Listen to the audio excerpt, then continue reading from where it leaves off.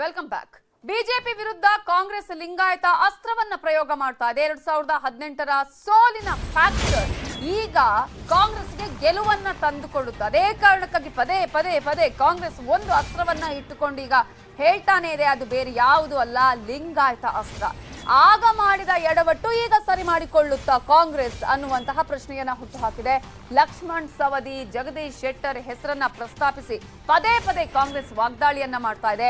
ಲಿಂಗಾಯತರಿಗೆ BJP ಅವಕಾಶ ಕೊಡ್ತಿಲ್ಲ ಅಂತ ಹೇಳಿದ್ರು ರಣದೀಪ್ ಸುರ್ಜೇವಾಲಾ ಅವರು.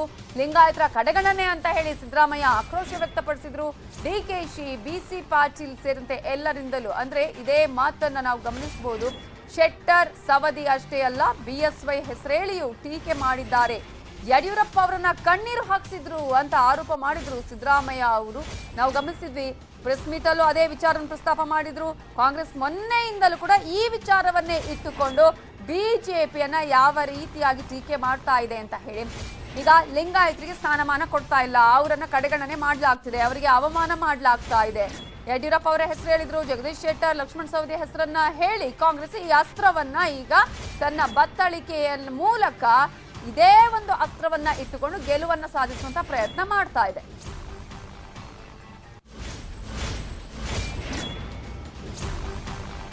ಸಮಾಜದ ಅದರಲ್ಲಿ ಇವತ್ತು ನಾನು ನಿನ್ನೆ ಇಡೀ ರಾಜೀನಾಮೆ ಕೊಡ್ತೀನಿ ಮತ್ತೊಂದಾದಾಗ ನಮ್ಮ ಅದರಲ್ಲಿ ಪರ್ಟಿಕ್ಯುಲರ್ಲಿ ಲಿಂಗಾಯತ್ ಕಮ್ಯುನಿಟಿ ಮೆಂಬರ್ಸ್ ಎಲ್ಲರೂ ಇಡೀ ರಾಜ್ಯದಲ್ಲಿ ಬೇರೆ ಬೇರೆ ಭಾಗದಲ್ಲಿ ಇದ್ದಂಥವ್ರು, ರಾಯಚೂರು ಇರ್ಬೋದು, ಗುಲ್ಬರ್ಗ ಇರ್ಬೋದು, ಎಲ್ಲೇ ನಮ್ಮ ಬೆಳಗಾವಿಯಲ್ಲಿ ಇರ್ಬೋದು, ಎಲ್ಲ ಕಡೆ ಫೋನ್ ಮಾಡಿ ಶೆಟ್ಟರ್ ಯಾಕೆ ನಿಮ್ಗೆ ಅನ್ಯಾಯ ಆಯಿತು, ಸಮಾಜದ ನೀವು ಹಿರಿಯರು ಅಂತ ಅನ್ಯಾಯ ಆಯಿತು, ಹೇಗೆ ಈ ಅನ್ಯಾಯ ನಮಗೂ ಸಹಿಸ್ಕೊಳ್ಳೋದು ವೇದನೆ ಆಗ್ತಾ ಇದೆ ಅನ್ನುವಂಥ ಮಾತನ್ನು ನಮ್ಗೆ ಹೇಳಿದಾಗೆ ಎಷ್ಟೊಂದು ನನ್ನ ಮೇಲೆ ಪ್ರೀತಿ ವಿಶ್ವಾಸ ಇಟ್ಟಿದ್ದಾರೆ. ಅದಕ್ಕೆ ನಾನು ಧನ್ಯವಾದ ಹೇಳ್ತೀನಿ. ಸಮಾಜದ ಬಂಧುಗಳಾಗಲಿ, ಇಡೀ ಕರ್ನಾಟಕ ಜನತೆಗೆ ಮತ್ತು ನಮ್ಮ ಹುಬ್ಬಳ್ಳಿ ಜನತೆಯನ್ನು ನಾನು ಎದ್ದು ಮರೀಲಿಕ್ಕೆ ಸಾಧ್ಯ. ಅವರು ಪ್ರೀತಿ, ವಿಶ್ವಾಸ, ಶಕ್ತಿ ಕೊಟ್ಟಿದ್ದರಿಂದ ಇವತ್ತು ಜಗದೀಶ್ ಶೆಟ್ಟರ್ ಒಬ್ಬ ನಾಯಕನಾಗಿ ಬೆಳೆದಿದ್ದಾನೆ. ಜಗದೀಶ್ ಶೆಟ್ಟರ್ಗೆ ಒಂದು ವ್ಯಕ್ತಿತ್ವ ಬಂದಿದೆ. ಆ ಹುಬ್ಬಳ್ಳಿ ಜನತೆಯ ಪ್ರೀತಿ ವಿಶ್ವಾಸನ ಎಂದೂ ಮರೀದಿಲ್ಲ. ಅದೇ ಪ್ರೀತಿಯನ್ನು ಇವತ್ತು ಮುಂದುವರಿಸ್ತಾ ಇದ್ದಾರೆ. ಅದಕ್ಕಾಗಿ ನಾನು ಅವ್ರಿಗೆ ಧನ್ಯವಾದ ಹೇಳ್ತೀನಿ. ಇಡೀ ಕರ್ನಾಟಕ ಜನತೆ, ಸಮಾಜ ಜನತೆ ಎಲ್ಲರೂ ಸಹಿತ ನನ್ನ ಮೇಲೆ ಪ್ರೀತಿ ವಿಶ್ವಾಸ ತೋರಿಸಿದಾರಲ್ಲ, ಅದು ಸಾಕು ನನಗೆ. ಇನ್ನು ಮುಂದೆ ಯಾವುದೇ ಅಧಿಕಾರ ಬೇಡ, ಮತ್ತೊಂದು ಬೇಡ. ಸುಮ್ಮನೆ ಎಲ್ಲಿವರೆಗೆ ಅಂದರೆ ಒಂದು ಸಮಾನ ಅಂತಿದೆ. ಇವತ್ತು ನಾನು ರಾಜಕೀಯವನ್ನು ಮುಗಿಸ್ಲಿಕ್ಕೂ ತಯಾರು. ಜಗದೀಶ್ ಶೆಟ್ಟರು ಅವ್ರ ನಂತರ ಲಿಂಗಾಯತ ಸಮಾಜದಲ್ಲಿ ದೊಡ್ಡ ಲೀಡರ್ ಅಂತ ಗುರುತಿಸಿಕೊಂಡಿದ್ದರು. ಬಹಳ ನೋವಿನಿಂದ ಕೆಲವು ಮಾತುಗಳನ್ನ ಆಡಿದ್ದಾರೆ. ಭಾರತೀಯ ಜನತಾ ಪಕ್ಷದವರು ಅವರು ನಡೆಸಿರ್ತಕ್ಕಂಥ ರೀತಿ ಇದೆಯಲ್ಲ, ಅದು ಯಾವ ನಾಯಕರಿಗೂ ಕೂಡ ಆಗಬಾರ್ದು, ಯಾವ ಪಾರ್ಟಿನಲ್ಲೂ ಕೂಡ ಆಗಬಾರ್ದು. ಯಾವುದೇ ಕಾರಣ ಇದ್ದೇನೆ, ಯಾವುದೇ ಆರೋಪ ಇದ್ದೇನೆ, ಭಾರತೀಯ ಜನತಾ ಪಕ್ಷದವರು ಅವರಿಗೆ ಟಿಕೆಟ್ ಅನ್ನು ವಂಚಿಸಿಲ್ಲ.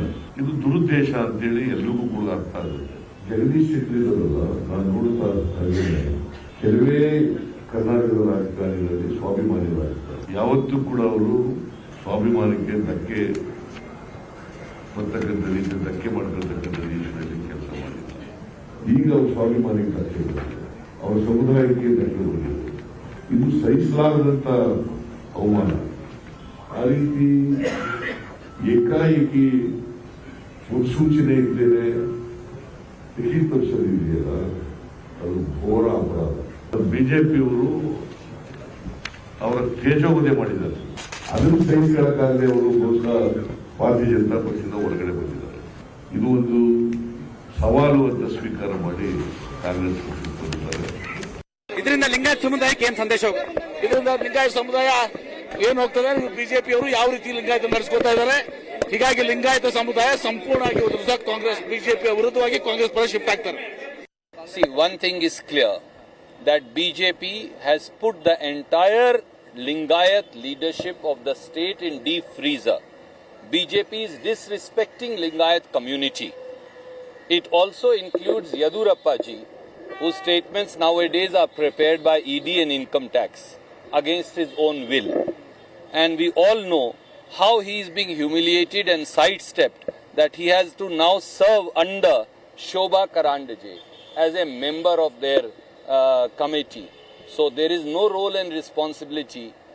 Lakshman Sawadi Sahab, whether Jagdish Shettiar Sahab, whether even Mr. Yadurappa and all other leadership of the Lingayat community is being deliberately humiliated.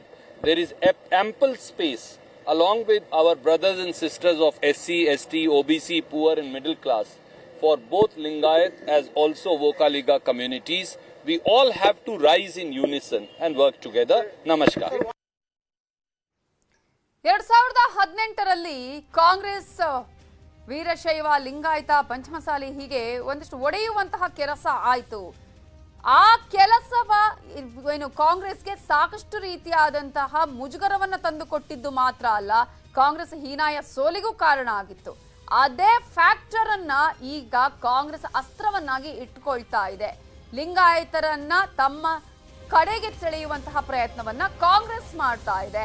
Congress Lingayat ಮತದ ಮೇಲೆ ಕಣ್ಣಿಟ್ಟಿದ್ದು ಈಗ ಜಗದೀಶ್ ಶೆಟ್ಟರ್ ಆಗಿರ್ಬೋದು, ಲಕ್ಷ್ಮಣ್ ಸವದಿ ಆಗಿರಬಹುದು, ಈಗ ಅವರೆಲ್ಲರನ್ನ ತಮ್ಮ ಪಾರ್ಟಿಗೆ ಸೇರಿಸಿಕೊಳ್ಳುವುದರ ಮೂಲಕ ಲಿಂಗಾಯತ ಮತಗಳನ್ನ ತಮ್ಮ ಕಡೆಗೆ ಸೆಳೆಯುವಂತಹ ಪ್ರಯತ್ನ. ನಿಮ್ಗೆ ಗೊತ್ತಿದೆ, ಲಿಂಗಾಯತ ಸಮುದಾಯ ಅನೇಕ ಕ್ಷೇತ್ರಗಳಲ್ಲಿ ಪ್ರಬಲ ಸಮುದಾಯ ಆಗಿದೆ. ಒಂದು ಪಕ್ಷವನ್ನ ಗೆಲ್ಲಿಸುವಂತಹ ನಿರ್ಣಯವನ್ನ ಆ ಸಮುದಾಯ ಮಾಡುತ್ತೆ ಅಂತ ಹೇಳಿ, ಅದೇ ರೀತಿಯಾಗಿ ಈಗ ಲಿಂಗಾಯತ ಮತಗಳನ್ನ ತಮ್ಮ ಬುಟ್ಟಿಗೆ ಹಾಕಿಕೊಳ್ಳುವಂತಹ ಪ್ರಯತ್ನವನ್ನ ಕಾಂಗ್ರೆಸ್ ಮಾಡ್ತಾ ಇದೆ. 2018ರಲ್ಲಿ ಆದ ತಪ್ಪನ್ನ ಸರಿಪಡಿಸಿಕೊಳ್ಳುವಂತಹ ಪ್ರಯತ್ನ ಕಾಂಗ್ರೆಸ್ನಿಂದ ನಡೀತಾ ಇದೆ. ಅದೇ ಅಸ್ತ್ರವನ್ನ ಇಟ್ಟುಕೊಂಡು ಈ ಸಲ ನಾವು ಗೆಲ್ಲೇಬೇಕು ಅನ್ನುವಂತಹ ಪಣವನ್ನ ತೊಟ್ಟಿದೆ ಕಾಂಗ್ರೆಸ್.